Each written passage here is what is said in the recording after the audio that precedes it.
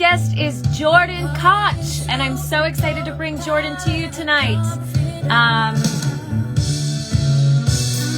Who here knows this song? Anyone remember this song? Go ahead and type it in the comments if you do. There's a reason why I'm playing that song, and we're going to get into that later. Does anyone know what this song is?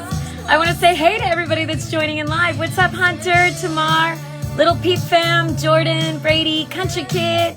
Hey, Jeffrey and Sam. Anybody know what song that was? Amazon, Chris Brown, Shayla. Hey, Mignani. Hey, yes, we made it. That song is the Golden Girls theme song, the theme song to the hit sitcom The Golden Girls, which actually Jordan is a big fan of. So I thought I would treat you guys to that.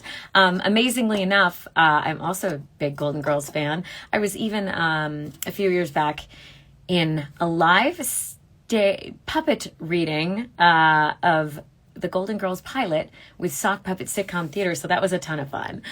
So we're gonna check Golden Girls. We're gonna get all into it tonight. If you guys have questions for Jordan, go ahead and put them in the box, and I'm gonna go ahead and yay!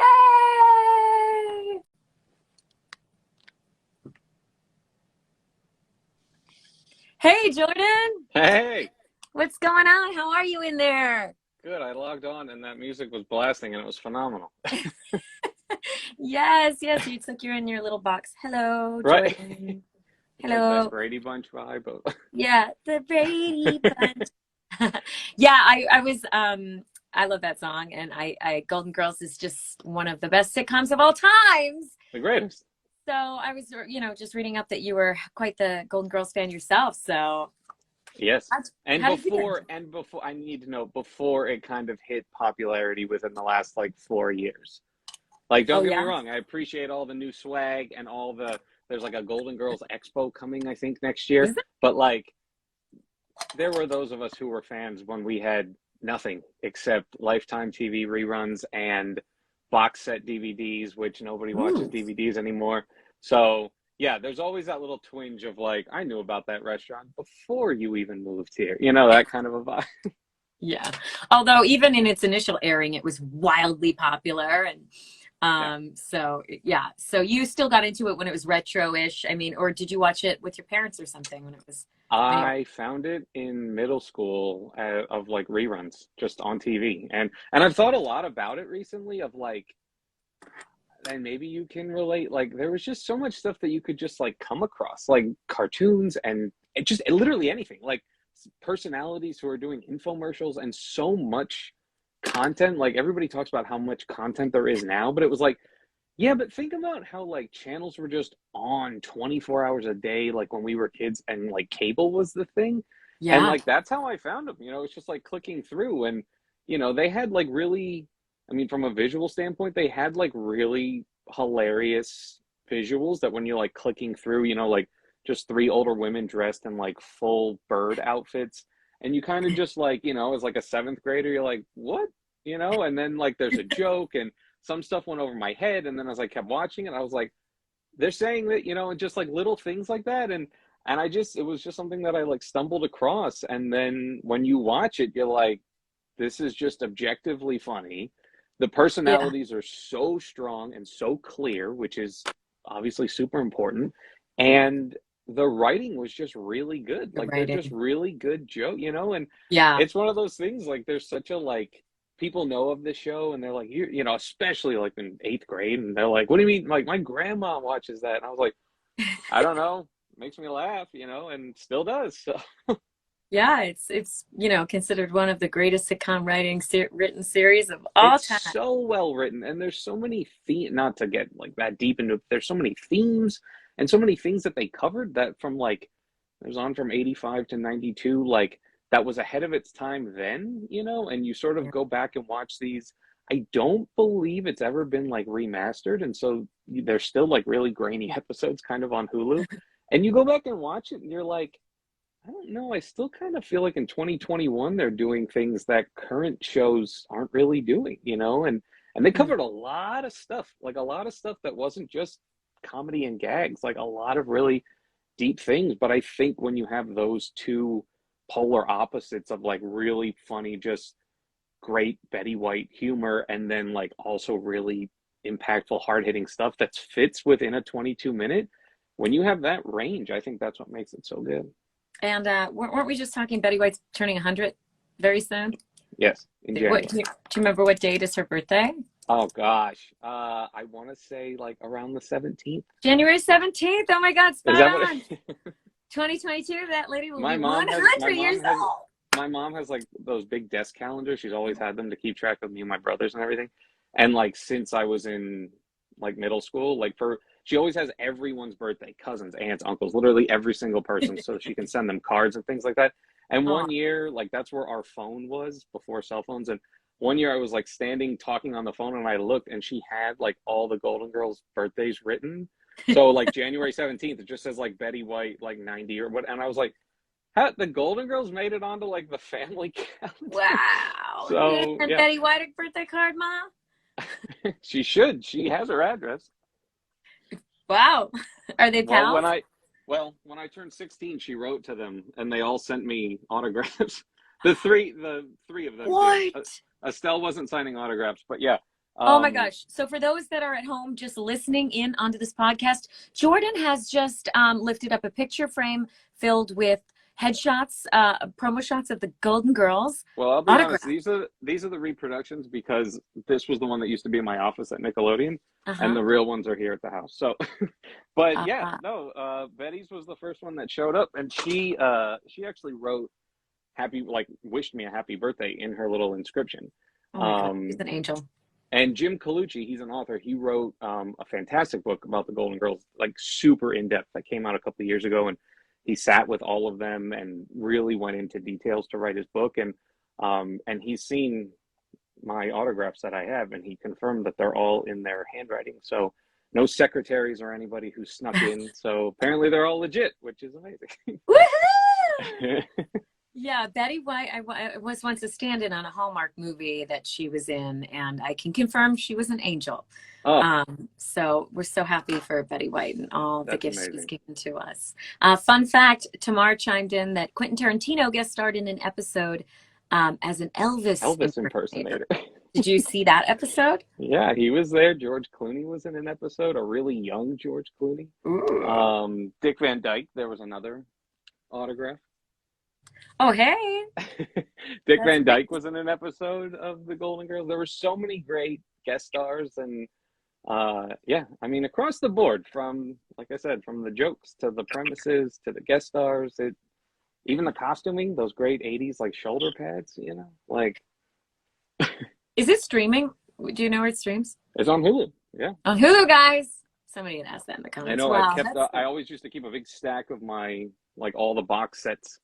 The first one I bought at Blockbuster when I saw that they were on DVD. Hey! And I used to keep those all, like, I mean, I still have them, but then, like, they announced that it was on Hulu, and I was like, this saves me from putting disc in after disc and disc, and I can just click around. This is great.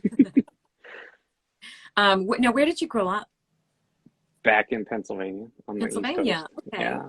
And you are far East Coast, yeah. On far East Coast. You are a storyboard artist. For those of our listeners that might not know what your job is like, can you give us a little description?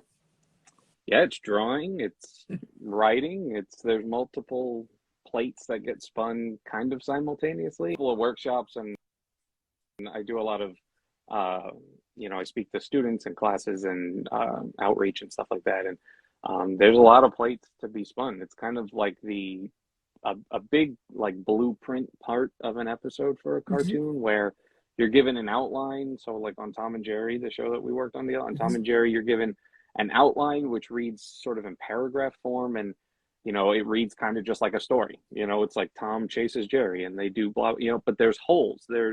It's not word for word specific. You can see, at least from my desk, I can see where, they say the cat gets hit, but they don't say how. So I get to fill in those blanks. And then there's other stuff that I've done where, like the Loud House, that was all scripts and really, really thought out, and the dialogue is all there.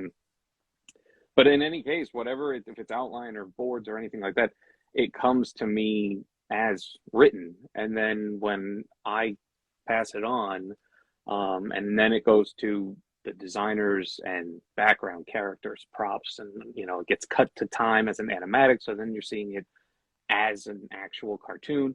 Mm. But for the 6 weeks or however many weeks that I have it, it's the kind of the equivalent of building a house. Like you think of if there were the blueprints, you think of the writers as the client and talking about, well, we want a big window here, and we want a big staircase, and we want that, and they're taking out all these written notes, and then someone has to turn those notes and those visions into a blueprint that will then be given off and actually assembled and erected. And so the job of a storyboard artist is really like you're mapping this thing, you're turning something from words into pictures. And I mean, on Yeah, the Loud House, architect. they were 11-minute episodes. We do like 1,300 panels, per episode. And then that would then get taken, and I've had people ask, they were like, do you just board like one character and somebody does the other ones? And like, no, it's all characters, it's all backgrounds. It's sometimes you're given some little assets, and especially if the show's been around for a little bit, you have backgrounds that you can reuse and things, but you still gotta just have something come out of nothing. And it's visual, but it's also, the story and all that stuff has to make sense. So like I said at the top, there's a lot of spinning plates. And so the storyboard artist is generally not the person who's created the characters, is that right? So how do you get proficient at drawing it comes characters? pretty quick. It comes pretty quick. Does You it? have to do, I mean, at least with the Loud House, when we had 11 main characters. It wasn't Yeah. about one, and then there were some others. It was like, no, they were all there all the time, and I did over 30 episodes of that show, and I got a lot of episodes. In season 3, I got a ton of episodes where they were just all together. All my episodes started with like, there's a sibling meeting, and you're like, good look, you're trying to figure out which one's tallest and get them in the back, and that's a lot of stage choreography type Yeah. things. And Mm. the baby's really little, so somebody could hold her, so you can get her up higher, and if she's up higher, then maybe you can kind of cut in on a somewhat of a medium shot, and it doesn't have to be pulled out wide. And we every now and then you'll get an episode where it says like, they come in contact with like the school janitor, and you ask around and you're like, do we have the janitor? Have we seen them? Do they exist? And Could there no, be I more don't than think. one? They're like, I don't think so. And so you got to come up with what the janitor looks like. And then it goes back to story. Then it's like, well, what's the janitor doing? Is the janitor chasing the kids? If they are, then you need some kind of a design that's going to work really well for that. So that's where like having a little bit of a character design knack or influence, or at least a little knowledge, comes into play, Yeah. because you got to put something down. I've put just placeholder characters into episodes that look identical to what the final version looks like, and I've put placeholder characters in whose the final design looks nothing like what I did, which is Mm. also fine. But you have to put something there. You can't just put like a stick figure. And it's all got to be within the same style of this world. So Right. you're kind of taking on the personality of the show Yeah. artistically and speaking the language that's been created. Yeah. So you really have to be a jack of all trades. Pretty much. Yeah. I mean, like from the work that you do, you go on auditions, and Mhm. that's for the creative team to figure out if you're going to be a good fit, Mm. especially specifically vocally, but if you're going to be a good fit for the project, not only vocally, but tonally.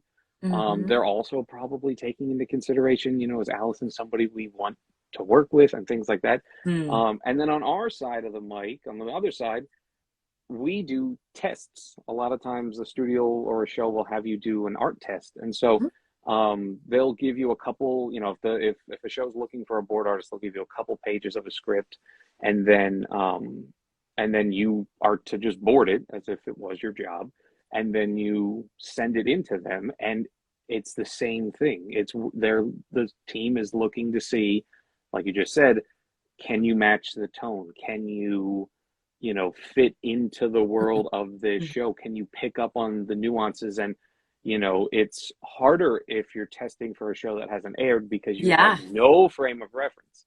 But at the Yeah. same time, there's so much that you can't hide from if the show has aired. I used to see tests for the Loud House, and I was like, this show's been out for a couple of years. Have you ever watched it? Because you'll be able to pick up on little things that we have learned of, like, well, the character doesn't walk like that, or he would never do, because you know who these characters are, like think of Big Bird, it's like we all know Big Bird. You can kind of, if Big Bird did something out of character, it would be very jarring because you were like, wow, he wouldn't, I didn't ever think he would do that, but that's because you know who these characters are, and that's something that when you're trying to get a role on a show, like that's really important, both for an actor and, for the people behind the scenes on my side. That's so interesting. So how did it come about that you started the job at the Loud House? Luck. I mean, it was kind of like trial by fire. A lot of it was connections and who you know, and sort of being out here. I graduated from college in 2012 and moved out here within a couple of months because I was out of school, and the college meal plan was over, and your housing was done. I'm hungry. And all this, and you're like, this is, and then a day or two would go by and you're like, wow, it's been 3 days since I've graduated, and it was like, it's just such a, like, the field is, it's like, being let off the leash, and you're like, okay, well, we have to let's do something productive, right? So yeah. I graduated in May and I moved out to LA in July, mid-July. It'll be 10 years next summer. And congratulations. I didn't have a job. The only thing I had lined up was an apartment. That was it. I didn't have a job. I didn't have an internship. I didn't have anything. But it's like, the analogy I've always given students and things was like, I wanted to catch a fish, so I had to go to the lake, like you just... And teach yourself how to fish. Exactly. It's very overwhelming. It's very daunting. But at the same time, it was like, just by, packing a lunch and going and sitting at the lake, you're already better off than if you were at home and expecting a fish to just show up at your door. I mean, it sounds super stupid, but yeah. that was kind of the thought process, and moved out here and, started making a bunch of contacts and people who I had met kind of along the way. And I had gotten a startup gig at a super tiny studio with our friend Ezra, who and, yes, Ezra. Wonderful. And he and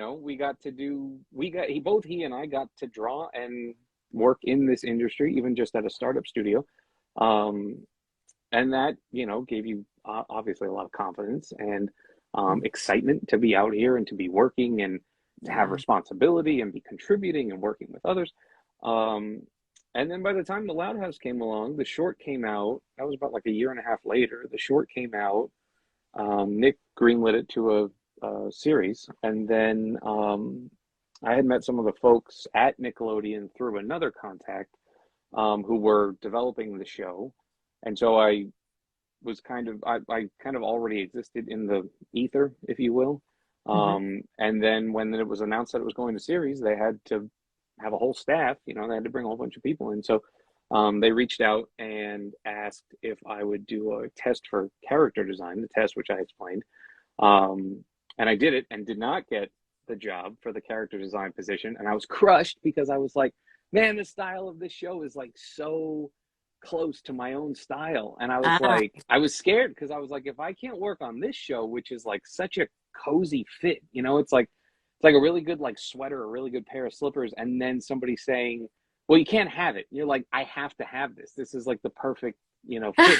Story of my life. And so then they said, well, why don't you take a storyboard test? But then I got doubly scared because I was like, well, I've never I mean, I did a little in college because you learn it, but other than that, like, I didn't have a storyboard portfolio or anything. And like I said, they sent over a couple of pages of a script and it was a blast, and I turned it in and I got it. It was like Indiana Jones, like when he drops his hat and he grabs it right before the door closes. I got in, they hired me as the revisionist, and the door closed behind me because I started in December of 2014 and I was the last person hired of like the original crew. Wow. And so once I was there, then it was like, the doors are locked, let's make a show, and then 5 months later I started boarding on the show and not doing revisions anymore, and the rest was history. Then we went on from there. is revisionist sort of the entry level version of storyboard artist? Kind of, yeah, Mhm. yeah. And it was extremely needed and extremely Mhm. necessary, especially for anybody who wants to be a board artist, because um, we had six board artists on the show when I was doing revisions, and when I'm boarding now, I just do my work and then I turn it in, and then I get another assignment and then I turn that in. But as a revisionist, you're kind of all hands on deck all the time, and so Wow. we had six board artists, and so I would see each board artist. I would look at, I'd do notes on all the different Yeah. boards, and I would see little tricks. It's like, Hmm. think about being, like in your case, thinking about being an extra on a set where there's like six leads, and when you observe scenes with certain people, you're like, oh wow, that's so interesting how that person hits their mark or things. And I Mhm. learned all these little cheats, or like little action lines or things to make your drawings, because the whole point of boarding is, that your drawings have to live, and these things have to just, the cartoon has started, and you're the first person. Um, and so I was taking so many like screenshots and, lasso tooling poses, and just looking at like how all six of the board artists drew the characters differently, and what their shorthands were, and what really worked, and other things that I looked at where I was like, oh, I mean, that's an interesting way to do something, and everybody had their own different approach, and they all came from different places. Some of Cool. the board artists came from prime time. One of the board artists, she was right out of school.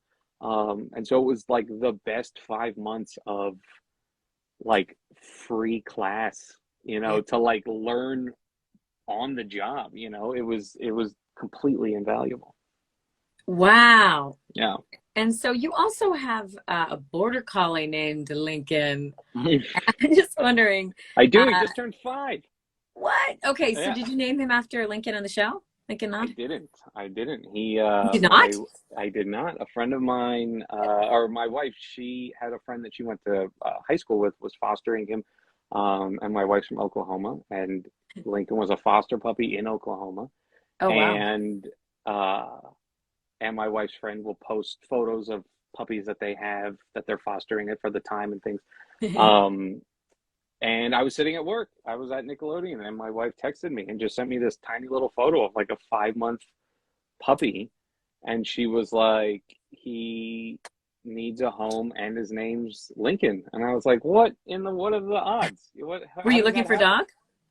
We wanted to, yeah, but we Uh-huh. we weren't like actively. We had definitely talked about it though. And so we flew to Oklahoma and we picked him up, and neither of us wanted to put him under the plane, so we drove him all the way back to Burbank, Oh, and there he wow. was. Yeah. So it was like one of those perfect fits. So we got him a little orange collar to match Lincoln Loud's orange polo shirt, and there he is.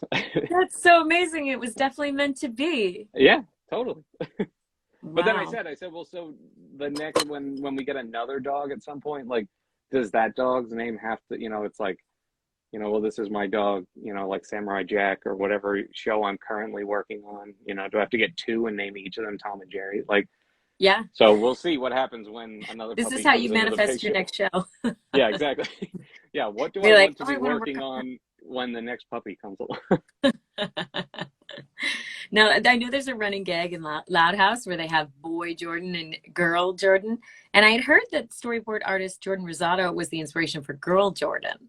Your name is Yes, also Jordan. Is that a yes. coincidence, or did you inspire boy Jordan? I'm boy Jordan. You are boy Yeah, there Jordan. was girl Jordan and boy Jordan, and I remember that was how people told us apart. That was Uh-huh. just that. I mean, one of our friends on the show, who used to work with us, he still will text me and call me Boy Jordan. That's just, it kind of just stuck, because what are the odds that two people on the story team are both gonna? I mean, like I said, that we had six board artists and two of them were named Jordan. That's insane. At least And it yeah, wasn't two of the same gender, might be harder to true. discern. Right, yeah. Yeah, girl Jordan and boy Jordan made it a little easier. But yeah, I remember when we were in the pitch, and I think the first time, if I remember, I think the first time it happened, maybe I'm wrong, but the moment I remember was, uh I guess girl Jordan and boy Jordan were in Lincoln's class, and one of the other kids in their class was handing out invites for a big party. and he was just handing them out, and he was just naming people, so and so, so and so, girl Jordan, boy Jordan, and like the whole room, like, because we would pitch our boards to the entire crew, everybody would we just cracked up laughing, like, and it was one of those like, did they just say what we thought they said? And then it became, did somebody just add that, or was that in the script? And so we went back, and the writers actually wrote it in the script, and Oh, it wow. stayed, and then there it was in the final episode. So Oh, that's so yeah, that's, do a lot but of there, people pick up on that, or is that just like fun, loud house? I don't know. I think at least when I was there, a lot of the episodes we did, there were a ton of things that were hidden. Really early on, girl Mm. Jordan Rosado, who you mentioned, she did a great caricature. She caricatured all of us on the crew, so she did like 30 drawings. And then those were the only, like, because we started with nothing. Those were the only characters that existed sort of in the style of the show. And so somebody had an episode where, Lincoln and his friend go to a concert. And so all the people in line for the concert were just all of our caricatures. And so we all got animated characters made of us from those caricatures, because Yes. we just needed background people just to dump in Oh there, my gosh. And so, and once they're designed and once they're, built, for animation, you can reuse them. And so, next thing you know, there's, a couple of people from the crew at a baseball game. There's a couple people over here. So yeah, there was tons of stuff peppered into that show from everybody, from every different corner of, all possibilities. Oh, that's so fun. Now, Silliness. I know since the pandemic, you've been working from home, and I know it's like a fairly easy for animators to adapt working from home because you can have the tools sort of at home. Can you talk a little bit about whether that was an easy transition, and do you think something's lost in translation with everybody working remotely? I mean, definitely at the onset, it was kind of easy because, like I had mentioned, I have a lot of panels to draw. The board artists have a lot of drawings that have to get done. Were you working at And Area at that time, or? I was still in the Loud House. I was Oh, on my okay. last, I think it was around my last month on the Loud House. And so I was wrapping up that. And so, our day today, we just have a ton of work that has to physically get done, Mhm. and it's not easy to just, drive to Burbank and at 9 o'clock, be funny, be creative, be, smart, be clever, be witty, and then like at 6 o'clock, turn it off and go home like that. Especially, and then you stop for lunch and then you come back and you're like, okay, now like fire it up again, and it's like, so there's like you can't put a time frame around that kind of approach. It's not Yeah. paperwork. It's not, well, the bank opens at 9 and then we close the doors. It's like, stuff sticks with you. If something's not working, you take it home and you're still thinking about it. So, so when we all, the first day we all started working at home, yeah, you had to adapt a little bit, but you really had time just to sort of like focus and get your stuff done. Now it was at the cost of not being able to go bug, a friend on the show and kill some time, or go, grab coffee and just sit and talk and, just catch up with each other. But there was a lot of stuff, so productivity wise, since March of last year, been very productive because you have the time to do it. Those of us with even a small commute is off the table. So, you get that time back, and things like that. And so, yeah, it worked. I mean, it works really well. I mean, it obviously animation sort of continued on without even a hiccup when so many other areas and disciplines in our town here in LA were really grinded to a halt. So, so that flexibility was fantastic. I don't know if anything's been like directly lost because of it, but you do miss the Mhm. camaraderie. And I know, like, one of my best friends, he and I worked together on the Loud House. We're working together on the same show at Netflix now. We shared an office when we were at Nickelodeon, and we'd both be working on different episodes, but he would call me over and say, hey, can you like look at this? Like, I need to get out of this scene. I don't know. I need something to just end the scene. Obviously, something funny. Can you just look at it? Because I got nothing, you know? And I would look at it and then gave him an idea, and then he would sit with it and he was like, oh, I think that works, you know?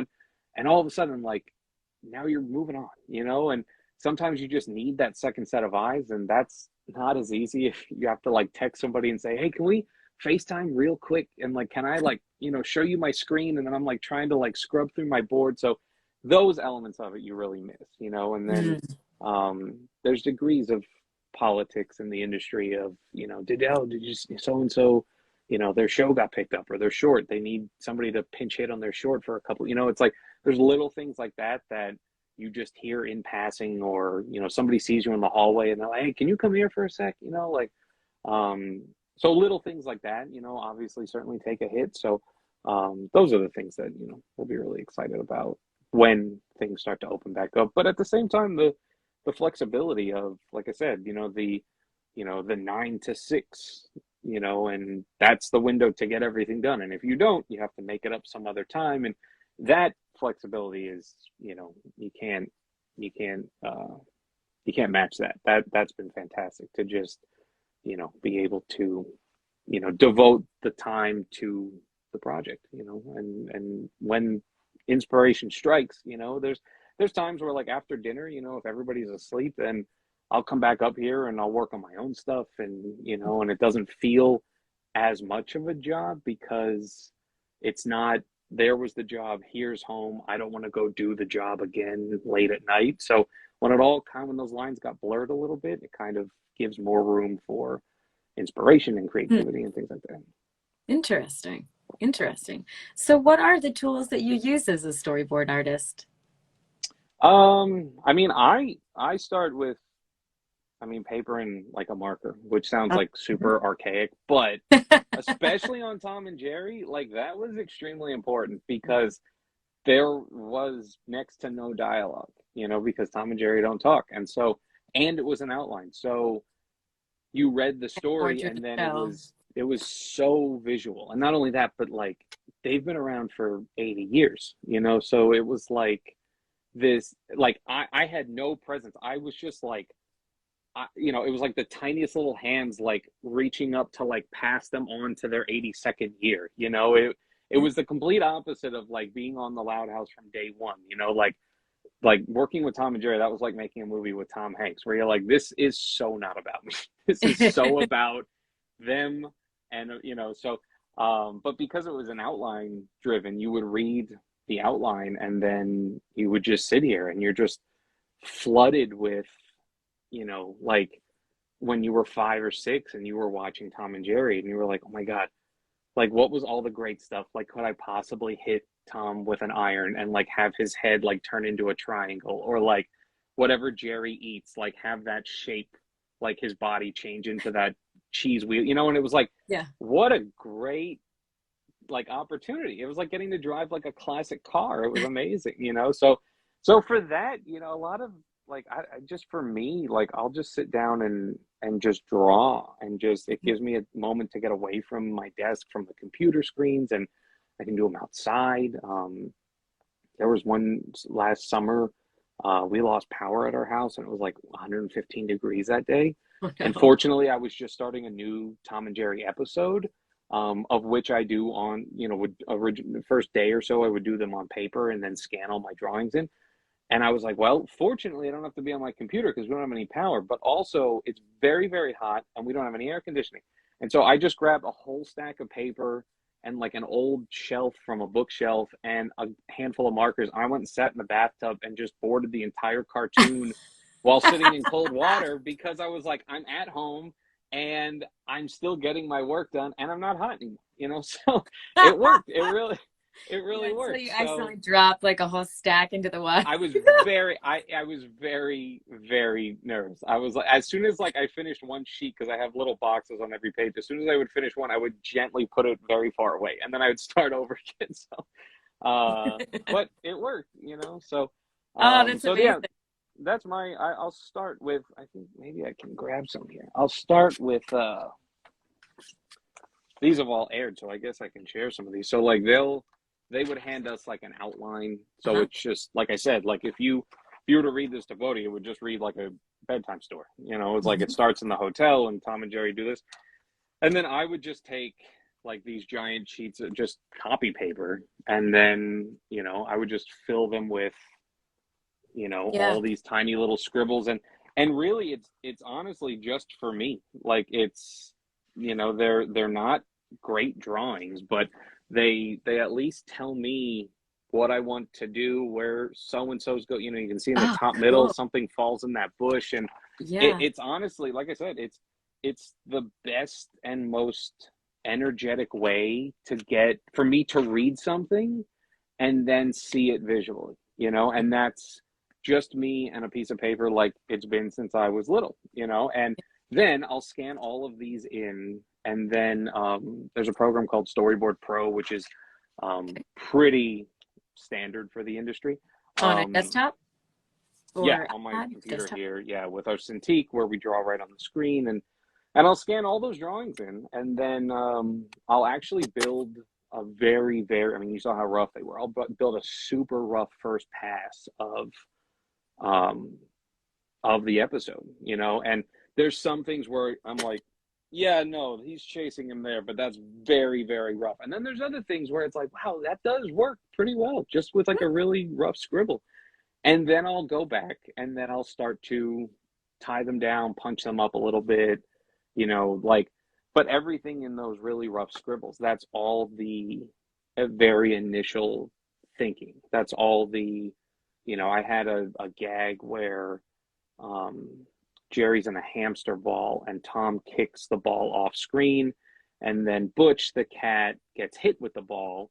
And so he retaliates, and like he bowl. I have him bowl the hamster ball back off screen instead of kick it.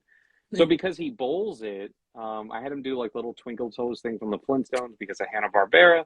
He bowls the ball off screen, and then when the ball comes in and makes contact with Tom, as soon as it hits him, I just had Tom break apart into like furry gray bowling pins. Uh-huh. And, you know, you can't do that on the Loud House or, you know, some of the other stuff I've worked on, but you can do it here. And if you can do it here, you might as well, you know, Yeah. because it's like being at a restaurant that like lets you throw food. You're like, well, who else is going to let us do this? Like, we should totally do this, you know? So gummy worm sandwich? Yes, please. honestly, so there was, you know, all those little moments where, you know, that for me is my favorite part because it's so raw and it's so genuine because it's that immediate thinking, you know, it's that immediate like, man, oh my God, we can do this.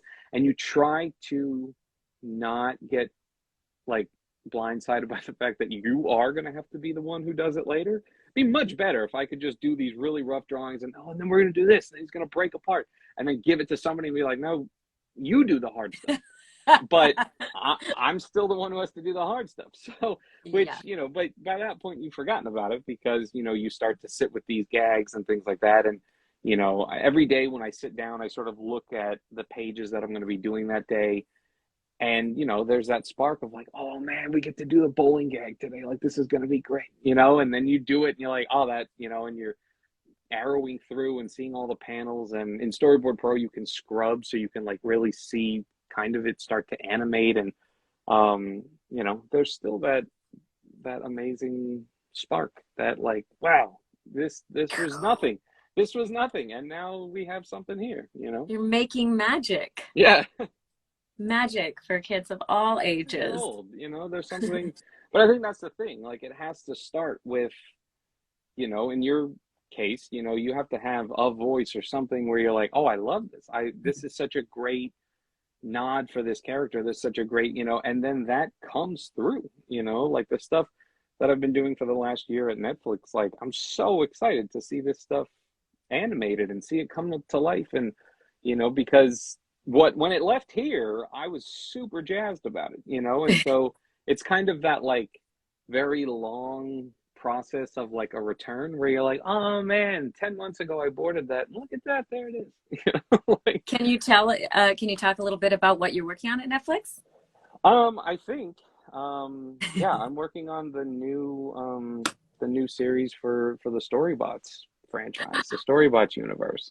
Amazing. And it's been an absolute blast. It's been when I met with them last fall, they had said we want to do something like Old Sesame Street, which Mhm. I adore, and that's sort of like not talking down to kids, but showing by example, but also bigger stories, songs, shorts, little things like Yeah. that. And it Yeah. was Yeah. so energetic as a kid to watch that, like the Ladybug Picnic, and then, like all just those like great characters of, Sherlock Hemlock was like a Sherlock Holmes character who had like the letter of the day like in his jacket. Like there's just such great stuff. And then a lot of times though, like when you read a Bible or like you meet with folks and they like, give you the A show pitch for, Bible. Let's just be yeah, clear. exactly. Yeah, they give you the pitch of the show, and you read it, and then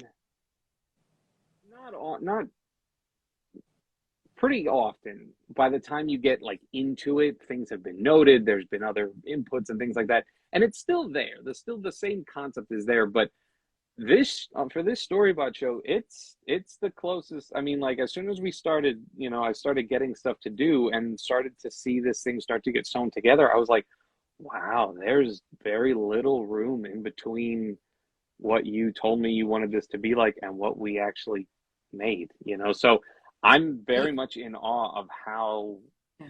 identical it is to like what they set out to do, because it's just natural. There's so many moving parts, there's so much money, and there's so many different people and different inputs, and who's seeing what and who's approving what, that you really have to stay focused to get that original, what you originally want to get all the way through to the end.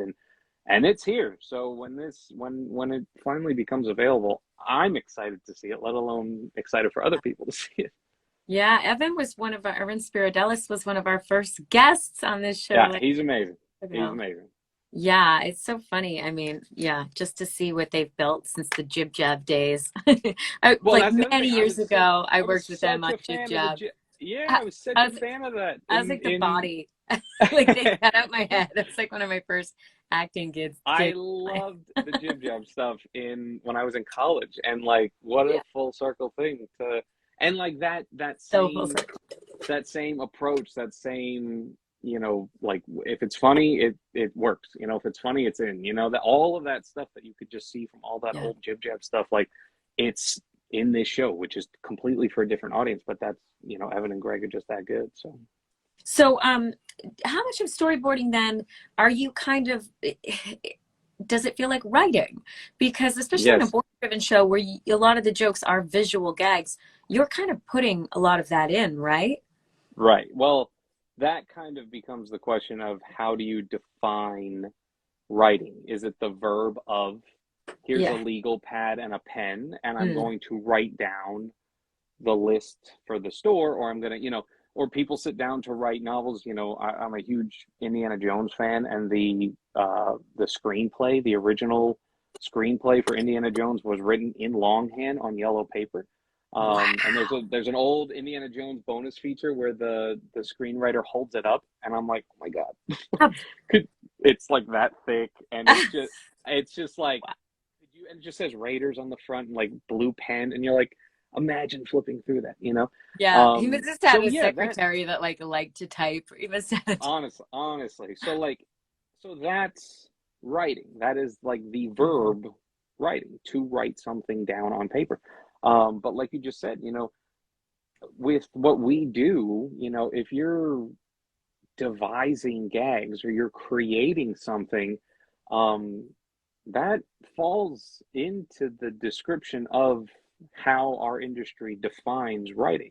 So you may not flesh it all out in a complete script, but you know creating something, you're coming, you need a new solution to something, or you know what, this gag isn't working, we don't have time for this, can we get something shorter, and it's like, well, what do you call that process then, Mhm. like, and that is the closest thing is to calling it writing. So it is writing, it's directing, because you have to have some kind of vision for whatever you're doing, and that's what directors do. um it's choreography. I've boarded songs, I've boarded things, and little sequences, but not just dance choreography or music, but staging. And on the Loud House we had 12, 11 characters, and they're all trying to get downstairs at the same time. Well, how are you choreographing that action? So Yeah.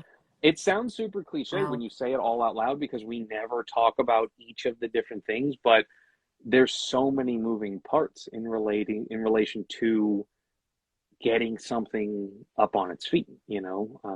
So yeah, I mean, there's definitely there's an element of writing, because when you think of a writer, they're creating ideas, and so it's the same concept. It's just that we deal more with drawings and less with specific words on a page. But if a writer writes, here's the like the ball is rolled on screen, and collides with Tom, and he breaks apart into, that was the exact thought that I had. I just didn't, it just wasn't written out. It was just in my head, and then I just drew it. So Mhm. it's more like when you describe it as thinking, then that becomes the fork in the road. So if the apex is thinking, then it becomes, do you execute it by drawing or by writing it in words?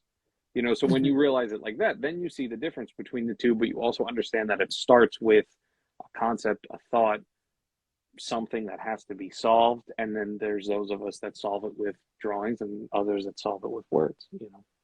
And then it'll come back, they'll write something and then it'll come back and it'll turn into drawings, and something maybe isn't working, so it goes back to writers and they toil around with it a little bit, and here, try this, and so a lot of overlap. But like you said earlier about being a jack of all trades, it extremely helps to have an idea of that. It's not, I don't just do close-ups and wide shots and storyboarding 101 lingo. You have to have, I think you have to have like an inkling of writing and comedy and something that's visually interesting. If no disrespect to the writers, but if a cartoon is on a TV in another room and you can't hear it, it still has to work. It's still, the expressions still have to be there. The Mhm.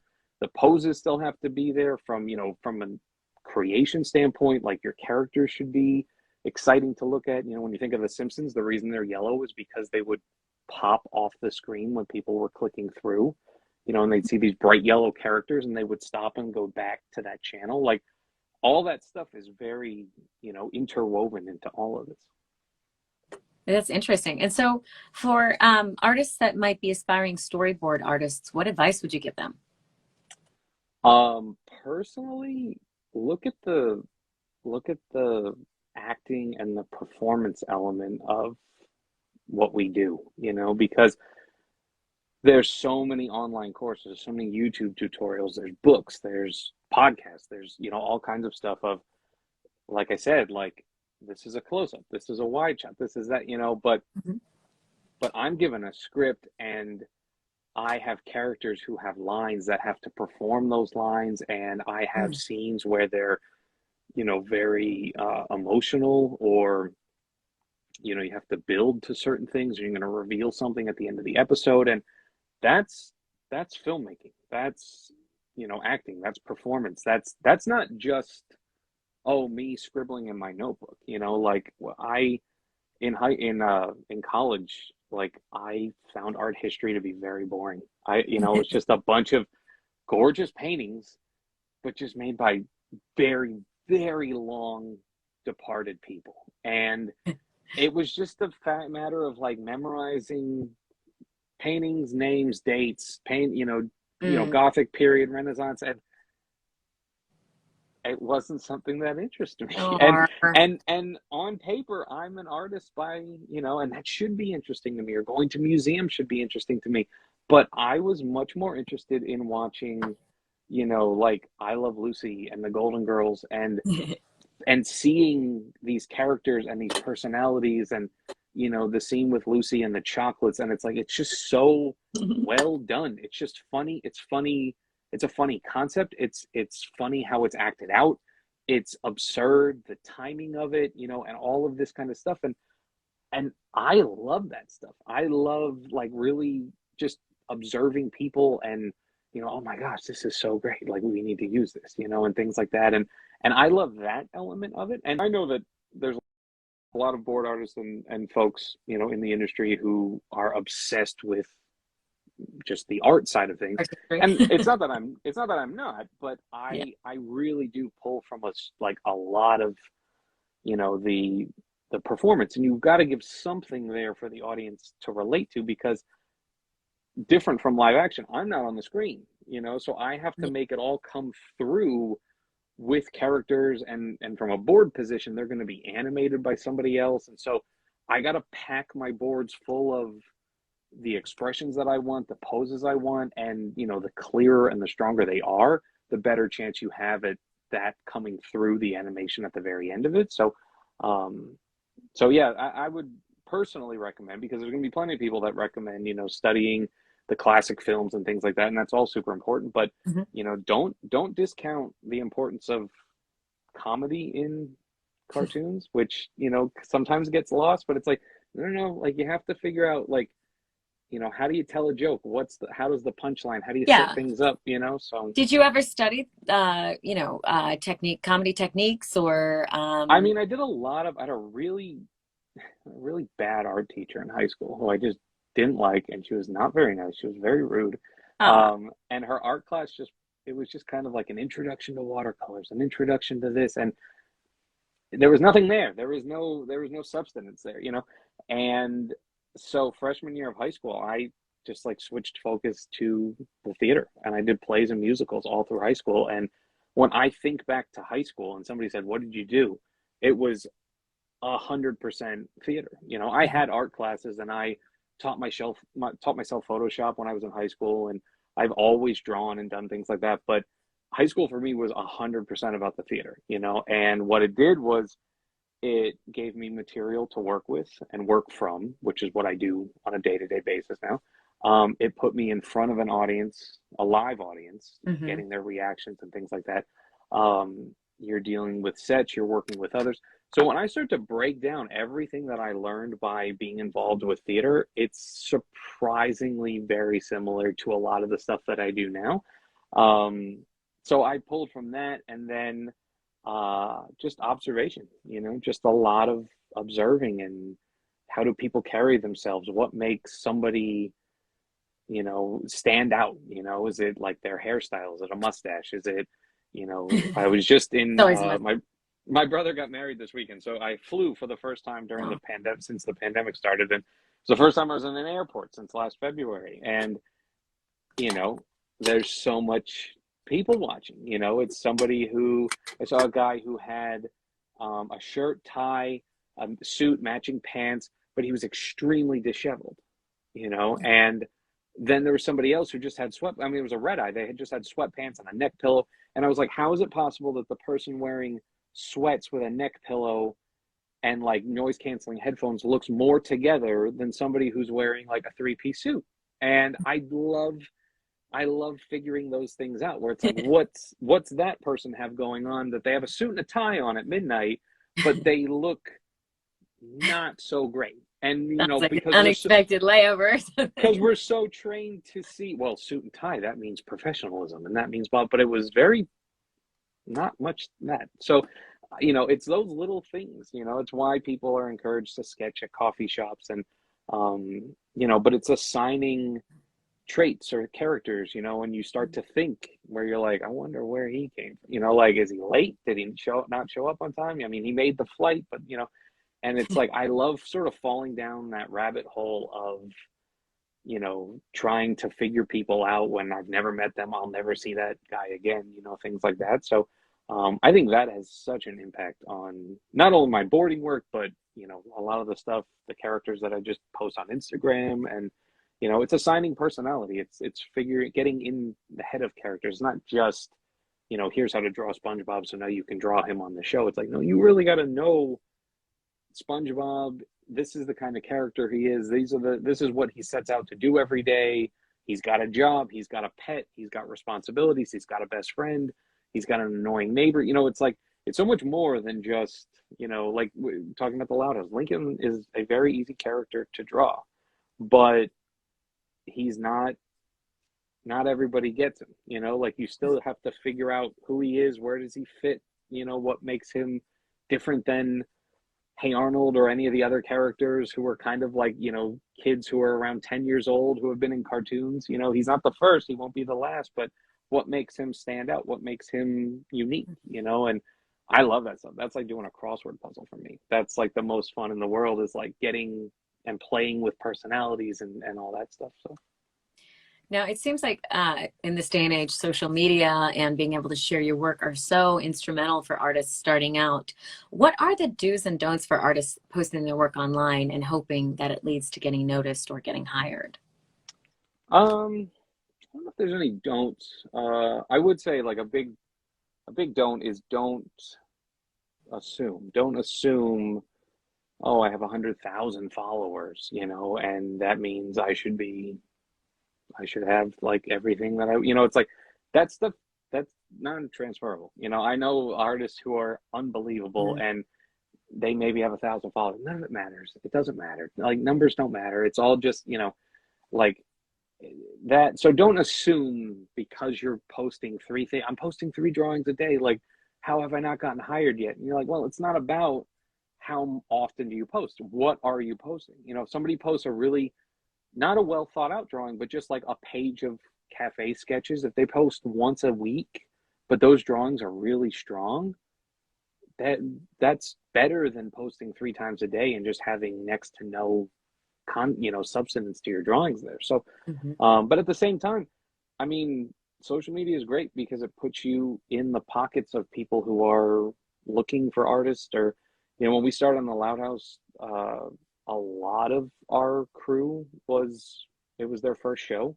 A lot of people were hired from having their work seen online, and oh, they'd be a good fit. They'd be, they do really well with this. Like, let's bring them on board. It doesn't matter if they haven't been in the industry for decades or things like that. It's like, no, I'm seeing these are the things they post on Instagram, their drawings, and I feel like if they can do that, then they can do this. So let's reach out and see if they want to work on the show. It's like it doesn't Please have to be take complicated, a test anyway. So but the other thing is like, like that cliche of like dress for the job you want kind of thing. It's like draw for the job that you want. Mhm. It's not to say that I couldn't work on like a new version of Ninja Turtles, but it's not my forte. I'm Okay. not so much of an action board artist, and I don't those aren't the kind of shows that I'm interested in watching, let alone drawing, so you kind of figure those sorts of things out. And we've talked about comedy. Like Carol Burnett used to say, like, she would go on auditions when she was young and she would try out and she would try out and there's 1,000 other girls there, and and she wouldn't get the part. And it's easy to get discouraged in your job and in my job. But then she would say, well, somebody got it, somebody got this role, somebody got hired, and that means that this was meant for them. And she was like, and if it was meant for them, then somewhere down the line something will be meant for me. And it sounds really cliche, it sounds super, but if you repeat it back, it's like, well, it does I mean, it gives you something to work towards, right? And I applied for jobs for shows at the studios, and the Loud House was the first show that hired me, and it was a really good fit for me. And then I saw people who, submitted tests for the Loud House, and they weren't a great fit, but they're going to end up somewhere. They're going to, Yeah. they're going to be a great fit somewhere else. And when you look at it that way, it's less about, why are we all out in the cold and there's only these people in there? And you're like, well, because they're, you know, shining on these things, and something's going to come along, which is, you have to work on this. Somebody has to hire you, Mm. and if you're unavailable at that time, that show's going to be crushed because they can't get you because you're going to be that good of a fit for it. So, Yeah. so in that regard, I mean, you know, if you really want to work on comedy things like Cuphead or SpongeBob or Mickey or things like that, like, can we see that in your drawings? I'm not saying you have to draw those characters, but, Mhm. can we see that thinking in your drawings? Because that's how people end up in the places they end up. When I mentioned to some folks that I was leaving the Loud House and I was going to go work on Tom and Jerry, I had so many people tell me like, "Oh, that's such a good fit for you." And it was so interesting to hear that, because I was like, again, back to the I know. dissecting thing. I was like, well, what is it about me and like you? We know each other, and what is it that you think makes me a good fit? You know, and I love that somebody would think, oh, this is a great fit for him, you know, to go work on this next. And so I think there's a lot to be said about you know, working towards what you want to do. What brought me to LA was I wanted to work in animation, but I wanted to work in TV and movies. I didn't want to do commercials or games or things like that. And there was some of that in New York, and you know, some family back in Pennsylvania were like, well, New York's so much closer than LA. And I was like, yeah, but I don't want to do that. I want to, you know, and the central hub of TV and movies is out here. So you sort of start to align yourself, you know, if you're not in the mood for anything sweet, then get out of line at the ice cream place. You know, it's like you can position yourself in ways that, you know, will help lead you to things that you're interested in, you know. Awesome. Whoa, I can't believe how quick the hour has flown, Jordan. It's been so lovely. And at the holidays, no less. Happy holidays. Are you staying in town? Are you going to be with your lovely family? We're staying in town. Yeah, and the weather was down in the 30s here today. Like, what could be more what could be more East Coast Christmas Eve than that? I mean, that's insane. Gee, we might get a little snow. It's supposed to be very, very rainy. Yeah, a lot of people jumping on to say they're an aspiring animator. They love your work. It's always been a pleasure chatting with you and talking about cartoons. So I'm so grateful that you came on the show tonight. Thank you for having me. Yeah, anybody who's listening, you know, reach out if you have questions, and, you know, I'm always happy to answer them. I always tell people the more specific your questions are, the more specific my answers can be. I get people who ask me all the time, like, do you have any advice? And obviously after this hour, like, yeah, I can give you something. You know, but then every now and then somebody who gets it will ask me a question like, you know, what prompts you to do so and so in a board, or what, you know, what's the first thing you do to try and act out a piece of dialogue? And well, now you gave me something to talk about. Now, you know, you just told me that you know what you're talking about because you brought something specific to the table. And that's always so much. There's so much more to come out of that because you're putting so much more into it, you know? So, so here on Instagram, you know, reach out and shoot me a message, and I'd be happy to answer questions. Yay! Well, I'm going to go ahead, for anybody that missed the early part, I'm going to go ahead and post the replay right now. This is the last episode of the year. We're rounding out 2021 with a bang, and we are coming back with a relaunch, reboot, and rebrand. And do you guys want to see something really, really special? This is the first time I've showed anybody this, and I'm going to share it with you right now. This is my brand new logo for the show. Mary Chavez at Emotive has been working with me. She's a dear friend, and she's been working with me on my logo. And I want to show you guys what it looks like. I'll be posting this in a couple weeks, but you guys get a little sneak peek right here. So are you ready? Let's see. How can I zoom in on this?